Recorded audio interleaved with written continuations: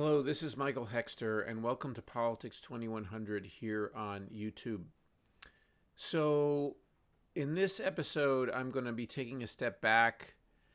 to talk about what I think is a big picture goal for progressives and for economics and for the Green New Deal. Uh, and it's a concept that has emerged out of corporations basically and people who work in various industries trying to um, do the green thing, as green a thing as they possibly can within their particular uh, areas of expertise or products or whatever it is that they're working on. And I'm not ashamed or downplaying where this concept is strongest, um, uh, for reasons that I'll discuss later on. But in any case, what I'm talking about is the circular economy or circularity in the economy and creating a circular economy. So for me, the big picture goal of public policy in the area of sustainability, and also not only just public policy, but also private sector and including household sector actions, is about building a circular economy, enabling the economy to um, produce goods and services uh, that either decay within a certain amount of time, within a few decades or maybe a century, or are made of parts and things that are recyclable and or reusable, um, and also that creates a circular economy. So in other words, not a linear once through economy, but an economy which, in combination with the biosphere, doesn't overload the non-human world with the products of human production and consumption, and also our living. So, in other words, that where we are in pretty much in harmony with the world as it now exists, or as it will likely exist in a few years, or in a few decades, a century, so forth and so on. And that, instead of seeing the world as in a way that we throw things away into a world, that we see it as part of a circular process. So this is a concept that I think is helpful because it's you can think of it on a household level or an individual level, even scale, and you can also talk about a corporate scale or a company level or enterprise level scale, and you can think of it on a macroeconomic scale, on a scale, or even a global scale, and in fact, it's important to do so. So it's able to capture the different levels of action and different areas of action where our economy needs to move, our society needs to move, in order not to disrupt the basis of our lives and the lives of people in the future, most importantly, or as importantly. So, and anyway, so the circular economy idea is a good way to think about the material world and what we need to do with it. And it's something that's been uninteresting to leftists and progressives in a way, in terms of getting into the details of the real economy. I'm not saying they have been worse than the general public or something, but it hasn't been the goal, or people haven't thought clearly enough about politics and how in politics, we need to be acting to build this circular economy, and have been treating it as a secondary good to, for most people on the left, to the distribution of um, goods and bads in the economy, and not the process. Or also, or on a Marxist level, people have been thinking about the relations of production rather than the means of production, and so or social relations of production, and which is the classical Marxist view of what's important in the economy is the class relationships between, not even differentiated on a vertical split, but on a horizontal split between the upper class or the property owning class and the laboring class. And so that's the social relations of production, rather than thinking about the means of production, the things that you are making, what you're putting your hands on, where you're going to get them, and what happens when those products are made, and then also what's emitted, what's dispersed, the externalities of that process, and also of the consumption of those goods and services. So a circular economy reminds us that we need to ultimately not disrupt the basis of our lives by putting out, most obviously, and too much carbon dioxide. That's just one level of the circular economy, the gas portion of it, and then there's the material portion of it, and also biological portion of it. How are we overloading, or various kinds of ecosystems and so forth and so on. So anyway, so this is it's easy to, not super easy, but it creates a visual way for people to think about what are they doing, and how are they either doing something in a linear manner where they throwing something away, or whether they are creating a circularity that can be also maybe scaled, depending on which stage or level of this cake that you're talking about, between the individual level, the sort of enterprise level, and also then the global level. And so anyway, so this also, I brought in Marx and Marxism, because even though people don't think of themselves as being not too many people think of themselves today as being orthodox Marxists or whatever, but it's still in the background, I think, that there's a subset of people who think about these things. Okay, some of them are technically minded, some of them are sort of green-minded people who are not necessarily highly technical, but just think about things and how and the things that they use, and they think about maybe some of them are into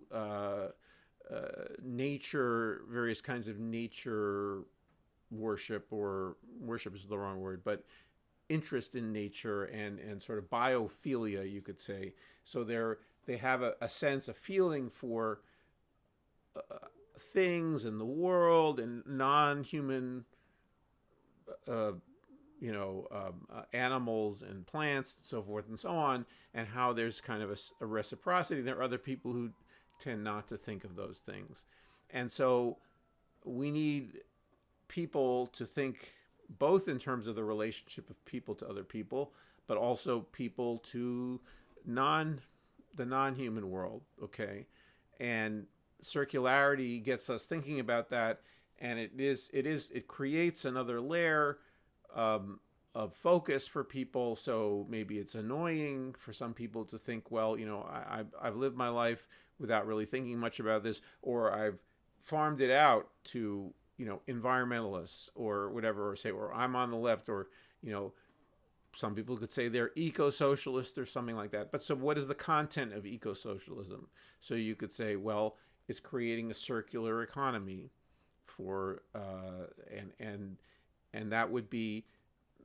a way to make that less than just a claim or more than just a claim that, oh, I'm claiming ecology and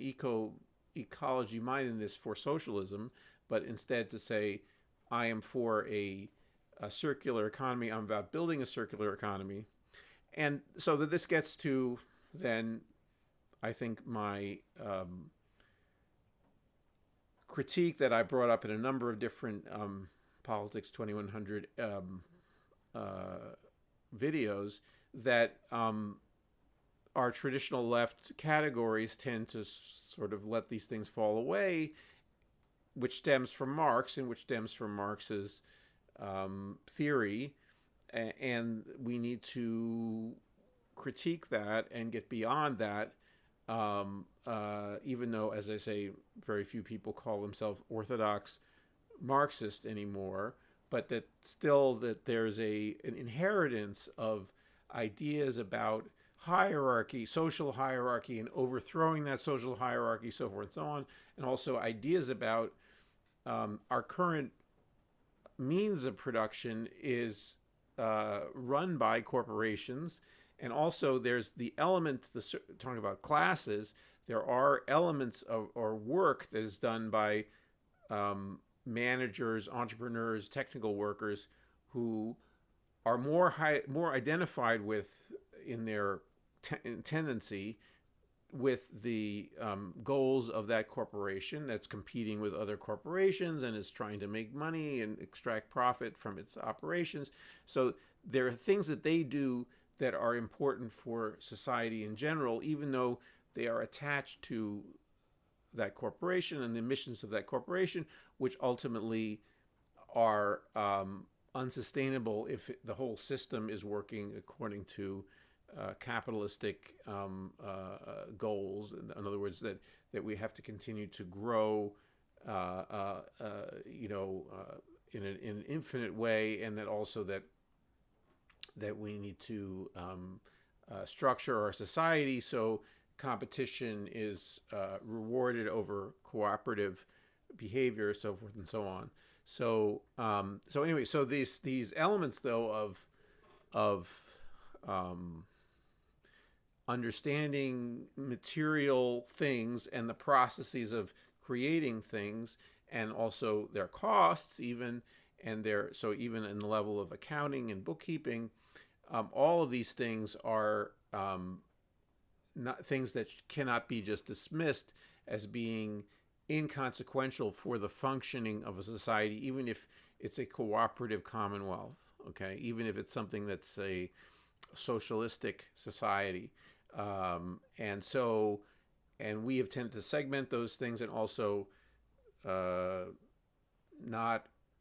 have an integrated model that understands the differences between the real or the let's say the non-human real world, the real human world, and then also the financial world. So this also gets me to another area where I'm interested in, I've written about over the last 12, 14 years about modern monetary theory, which is a kind of economics so that can be, I think, integrated with this concept of circularity, can be with some modifications, or they can be integrated with modern monetary theory, because modern monetary theory makes a clear distinction between, I'm talking about here in terms of economics, okay, in economic models, makes a clear distinction between real and financial assets. And so a circular economy is talking about real assets and real the real economy and what happens there. So what happens to human beings, but also in their physical bodies and their emotional and mental selves and so forth and so on. That's all the real economy, but also the non-human world, the accessibility of different materials of various kinds, physical things that are useful to people and that are valued by people, and then how we can think about them in the context of an economics, of an overall theory of creating a livelihood, maintaining a livelihood, so forth and so on. That whole process, it needs to incorporate those things. Currently, in typical economics 101, there's a mix. The economics 101 is a ideological operation that confuses people because it doesn't operate really on the level of money or financial assets or in the level of the real economy. It's a weird hybrid that has ideological functions for ruling elites and for financial elites to block people from having a broader public understanding of what are the options available to a society and a democracy in structuring our livelihood. How can we do it differently? How can we do it in a more egalitarian way, in a more democratic way, in a more sustainable way? So this economics that is a fusion of seemingly financial concepts but with no real understanding of how money works and so forth and so on, and then also how governments work, and there's no model of government that works within that or governments that work within that hybrid. But anyway, so for economists and for academics to focus on a circular economy, there needs to be this whole category of real goods and services and real non-goods and services, real biosphere and real ecosphere, which can then be understood in a differentiated manner depending on what you're talking about. So you could have an economics of wood, or economics of, wood is one of the key materials in a circular economy, and a key building material, so forth and so on. So, but understanding wood and its material aspects and so forth and so on, and how it can function in an economy, and how new engineering of wood products can lead to replacement of unsustainable or less sustainable products in the construction of shelters and so forth and so on, and that's a big portion of economies around the world. So anyway, that it requires this sort of opening up by looking at the difference between financial assets and real assets, and requires an economics that does that. Then we can think about the circularity, the physical circularity of the economy. So anyway,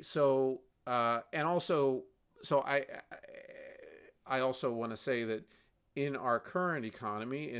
the concept of circularity has emerged among people who are focused on doing better within the context of, a single enterprise, a single organization that's making a certain thing and doing it in a way that is, in terms of the physical, biophysical world, doing it in a way that's potentially more sustainable or is more sustainable. And so that's where this concept has lived, and I want to bring it to the wider, or not, I'm not the only one, but I want to bring it to our wider conception and say,